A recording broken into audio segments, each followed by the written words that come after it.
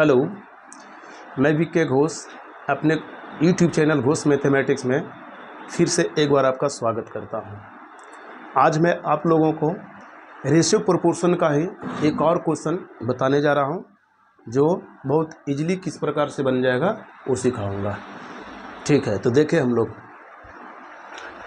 तो दिया हुआ है, कहता ए बी तथा सी की सम्मिलित आय 1530 रुपया है। यदि ए अपनी आय का 20%, बी 25% तथा सी 40% खर्च कर दे तो उनकी बचत क्रमशः 16:12:9 अनुपात में हो जाएगी।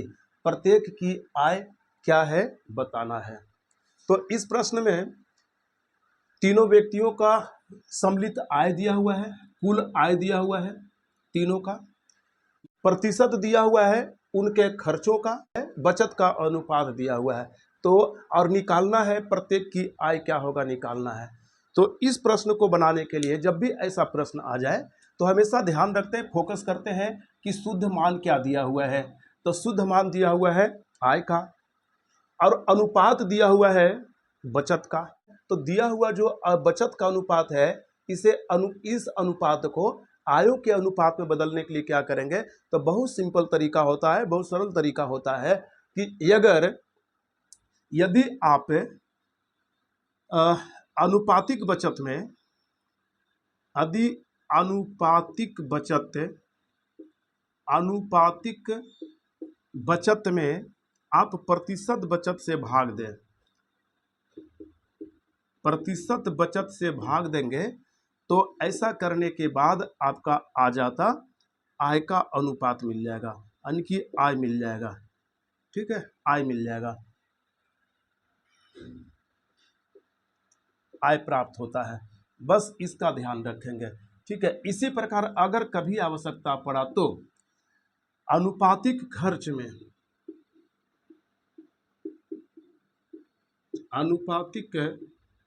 खर्च में अगर आप प्रतिशत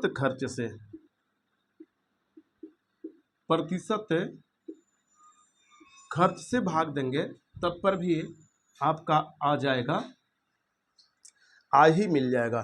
ठीक है, तो प्रश्न के अनुसार ऐसा है कि अनुपातिक बचत में प्रतिशत बचत से जब भाग देंगे तो आय का अनुपात मिल जाएगा।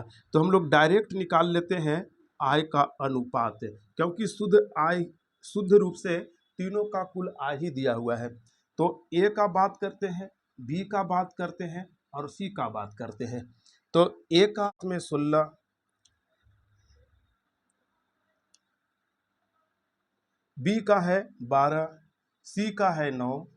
अब अनुपातिक बचत में आपको भाग देना है प्रतिशत बचत से। तो ए अपने आय का 20% खर्च करता है, तो इसका मतलब कि 80% बचत करता है, तो 80% से भाग देंगे। ठीक है, इसी प्रकार बी का अनुपातिक बचत है 12 और बी 25% खर्च करता है, तो बचाता है 75%।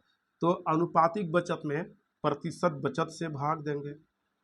इसी प्रकार सी का अनुपातिक बचत 9 है और उसका प्रतिशत बचत हो जाता 60%, क्योंकि 40% खर्च करता है, तो 60% बचाता है।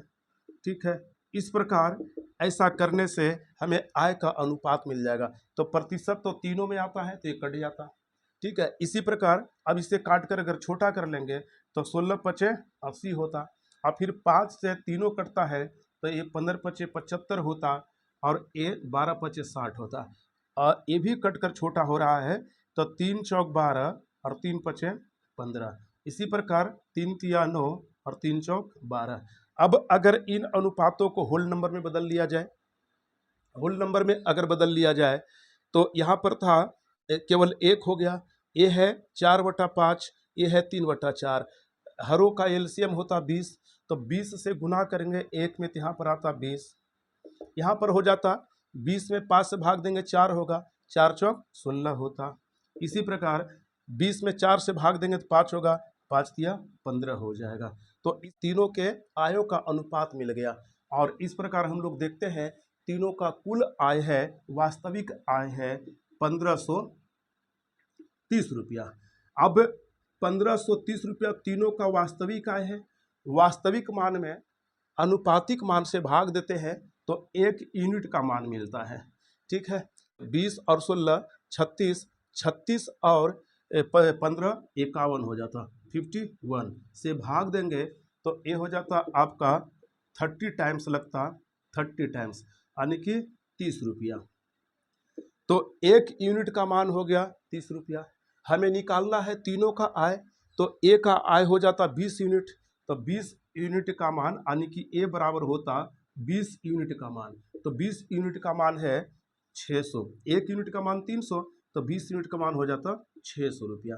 इसी प्रकार बी का आय हो जाता 16 यूनिट के बराबर, तो 16 या 48 यानी कि 16 यूनिट के बराबर, तो 16 यूनिट का मान हो जाता 480 रुपया। इसी प्रकार सी का 15 यूनिट का मान होता, तो 15 यूनिट का मान होता, 1 यूनिट का मान 30 है तो 15 यूनिट का मान हो जाता 450 रुपया। ये हो गया हमारा आंसर, ये हो गया हमारा आंसर। यानी कि ऑप्शन नंबर अगर देखें तो option number A, option number A हमारा आंसर हो गया। एक क्वेश्चन अभी जो ठीक पहले आप पढ़े थे उसी के जैसा है। ठीक है, तो इसके पहले वाला क्वेश्चन में हम पूरा कंसेप्ट बता दिए हैं, उस कंसेप्ट को फॉलो करते हुए इस क्वेश्चन को बिल्कुल शॉर्ट से शॉर्ट में हम बताने का प्रयास करेंगे। तो कैसे बनेगा वो देखिएगा। तो यहाँ पर भी तीन व्यक्तियों ए बी तथा सी का कुल वेतन 1,44,000 रुपया है। एक क्रमशः 80%, 85% तथा 75% खर्च करते हैं तथा इनके बचत का अनुपात 8:9:20 है। तो सी का वेतन कितना है निकालना है। तो यहाँ पर भी तीनों का कुल वेतन दिया हुआ है, तीनों का कुल वेतन दिया हुआ है, खर्च का प्रतिशत दिया हुआ है, तीनों के बचतों का अनुपात दिया हुआ है। तो हम लोग क्या करेंगे कि जैसा कि इसके पहले वाला प्रश्न में हम बता चुके हैं, अनुपातिक बचत में प्रतिशत बचत से भाग देने पर आय का अनुपात मिल जाता है।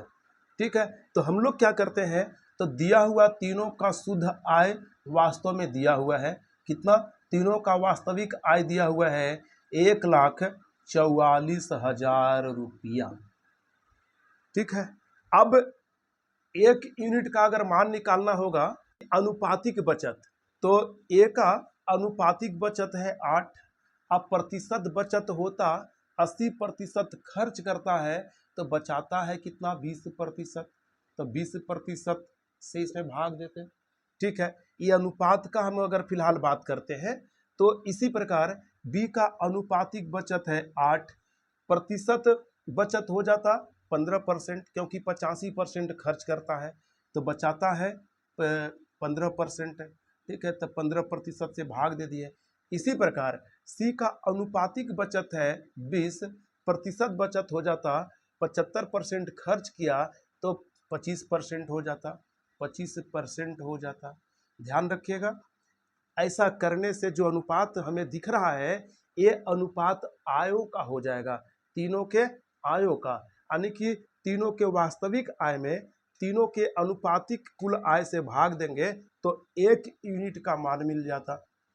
ऐसा पहले रेशियो को होल नंबर बदल लेते हैं, परसेंट से परसेंट कट गया था, 5 से तीनों कटता है तो 5 चौका 20, 5 तिया 15, 5 25, ये भी कटता है, 4 दूना 8, ये हो जाता आपका 3, ये हो जाता आपका 4। तो इस प्रकार तीनों का रेशियो में अनुपात आय हो जाता, वेतन हो जाता 2:3:4। तो इस प्रकार तीनों का कुल आय हो जाता आपका तीनों के जोगफल के बराबर, तीनों के जोगफल के बराबर, यानी कि 1,44,000 में भाग देंगे 2 + 3 + 4, यानी कि 2 और 3 5, 5 4 9 से।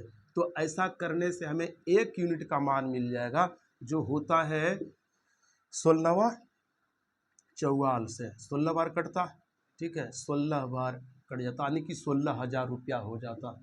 ठीक है, तो 1 यूनिट का मान हो गया 16,000। हमें निकालना है सी का वेतन, तो सी का वेतन रेशियो में दिख रहा था 4, तो 4 यूनिट का मान कितना होगा?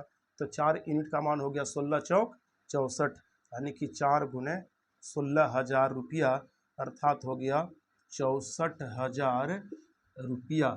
ये हो गया आपका सी का वेतन, सी का वेतन, यानी कि ऑप्शन नंबर